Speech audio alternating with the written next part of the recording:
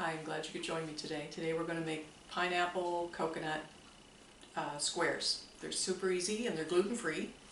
And it's a two-step recipe. You have to make the crust and bake that, and then you have to make the filling and do that, and then you have tasty little squares. Not too complicated, not too many ingredients.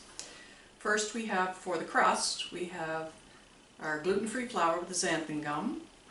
We have brown sugar, baking soda, coconut, and butter. We're going to mix those all together, and that's what we're going to make our crust with. So first I'm going to sift my flour. I'm going to throw in my baking soda. If you want the quantities for this recipe, it'll be in the video description box below. And I'm going to set that down here. And then I'm going to take my brown sugar. And I'm going to throw my butter in there. Alright, now we're going to cream the butter, sugar, and flour mixture together. So it's very soft butter. It's so soft I have to scrape it out of the bowl. I want it to be easy to do today. And I'll move that out of the way. And we're just going to mix this all together. Now this is all mixed. The butter is all broken up and incorporated with the sugar and the flour, and now I'm going to add the coconut. I use the fine coconut for this, it's just easier. And I have a greased buttered casserole dish that I use my handy little plastic bag to grease, as the same as always. I'm just going to wipe it around in there. And I'm going to pour this mixture, it's quite loose, into the pan. And then I'm going to use my little butter bag like I always do. I'm going to push that crust down into the bottom of the pan, and then I'm going to put it in the oven.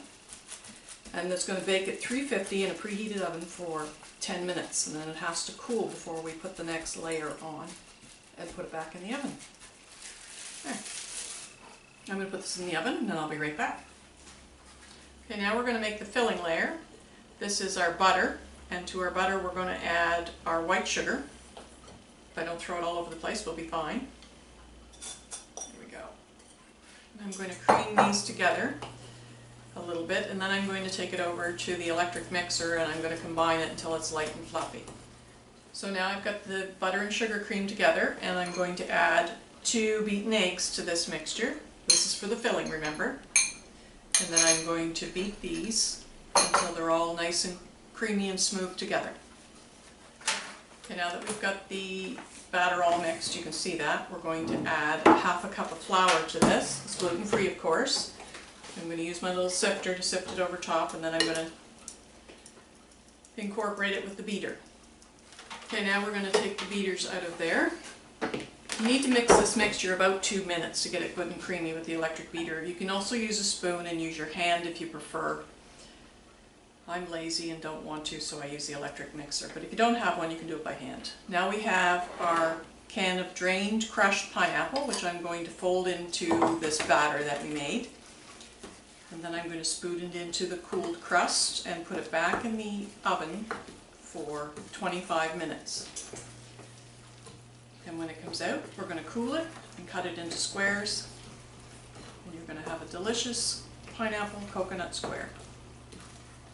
Fit to take to any kind of party, serve your family on a holiday dinner, or take to a friend who's having a meal and you've been invited.